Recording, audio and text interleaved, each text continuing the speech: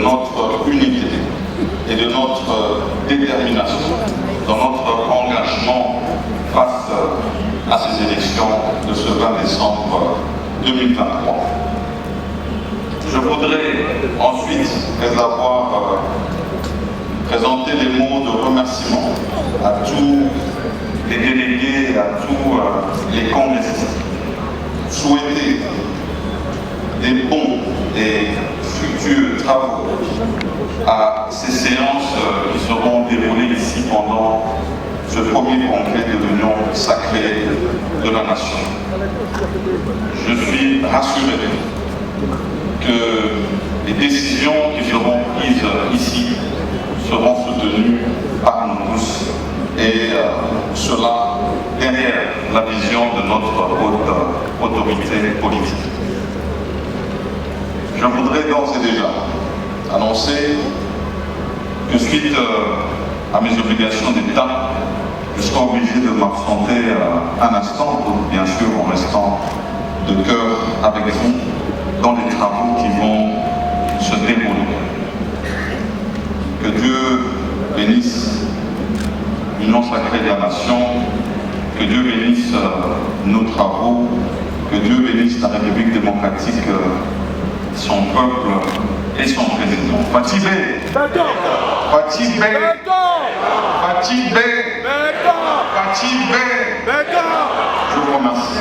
Congressiste, c'est pour moi un motif de fierté et d'honneur de prendre la parole du haut de cette tribune au nom de mes pairs, membres du Présidium, en ce jour mémorable consacré à la désignation et à l'investiture de notre candidat à l'élection présidentielle. Jour qui fera date dans les annales de l'histoire politique de notre pays. Au lendemain des élections générales de 2018,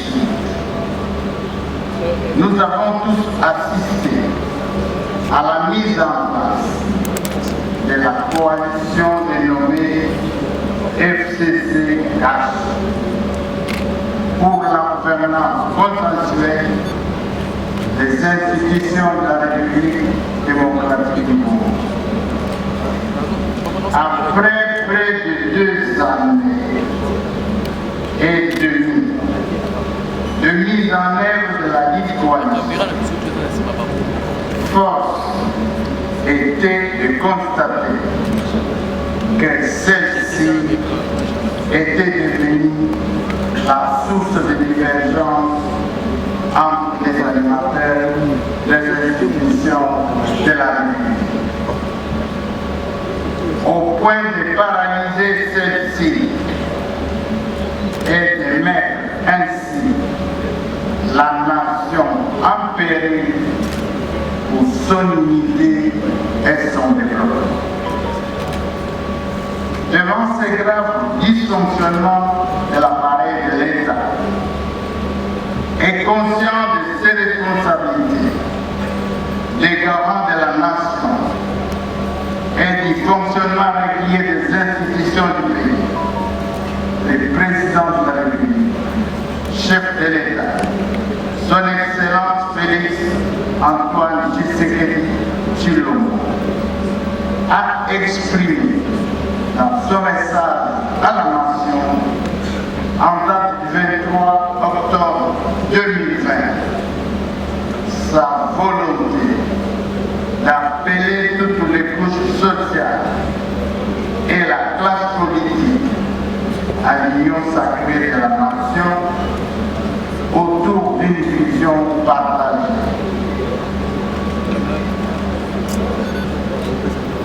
Cette dernière devrait porter sur les valeurs fondamentales en vue de pacifier l'Est de la République démocratique du Congo Je suis très ravi de la désignation du bureau du Congrès parce que c'est un bureau qui est composé des expérimentés de la politique nationale congolaise. C'est un bureau qui est composé des artisans de la formation de l'Union sacrée. Donc en tant que gouverneur de la province du Maniema, je suis très ravi et je pense que les résolutions de ce congrès vont nous engager tous et toute la nation congolaise. Et je pense et j'estime que le président de la République sera réélu avec une majorité confortable vu la composition de l'Union sacrée aujourd'hui. Le Maniema a été considéré comme bastion du régime passé et beaucoup d'opposants de ces régimes se trouvent dans la province du Maniema et nous avons un candidat, prétendu candidat, qui a déjà d'abord déposé sa candidature, M. Augustin Matata Paul, mais vu les fruits, vu le travail abattu sur terrain, je pense que le Maniema va voter majoritairement le président de la République. Vous-même, vous avez vu mes discours, donc je ne fais que travailler pour réélire le chef de l'État au prochain mandat. Et donc ça c'est mon objectif. Moi et ma population du Tanganyika, nous sommes prêts à aller aux élections avec notre candidat unique, Antoine Félix Tshisekedi Tshilombo. Je vous en prie. Février, notre parti, l'Alliance des Nations pour un Congo émergent, a tenu son congrès. Et nous avons désigné, investi le président Félix Antoine Tshisekedi Tshilombo comme notre candidat. Ma présence ici comme autorité morale de l'ANC, c'est pour seulement confirmer ce que les plus de 4 millions d'adhérents de l'ANC ont déjà choisi. Il y a la gratuité de l'enseignement. Moi, je viens de l'intérieur et je vis à l'intérieur. Beaucoup de Congolais ne savaient pas envoyer leurs enfants à l'école. C'est qu'Aidi a su le faire. Il y a aujourd'hui la maternité qui commence à Kinshasa et moi je vois comment les femmes souffrent pour payer les frais de maternité. Il y a aussi l'amour du Congo. Voilà, les trois, quand vous avez l'amour du Congo, vous amenez les gens au travail, vous amenez les gens à la prospérité. Il nous faut 2 mandats. C'est ce que prévoit la Constitution et nous soutenons cette 2e réélection de Tshisekedi. Le Congrès est nécessaire pour qualifier le président de la République pour un second mandat. Tu as vu que le premier mandat Moussa Samagui très bien. Alors, accomplir la mission de Soukate, il faut achever le plan de société Oyo à l'Ansaki. Il y a vraiment que c'est très nécessaire de porter choix et pas pour un second mandat. Pour un second mandat et aider à conclure le bloc ici à Bandaki. Tu peux essayer plein pouvoir, tu peux essayer majorité écrasante pour permettre que non, l'œuvre naïe et qu'elle est toujours de l'avant.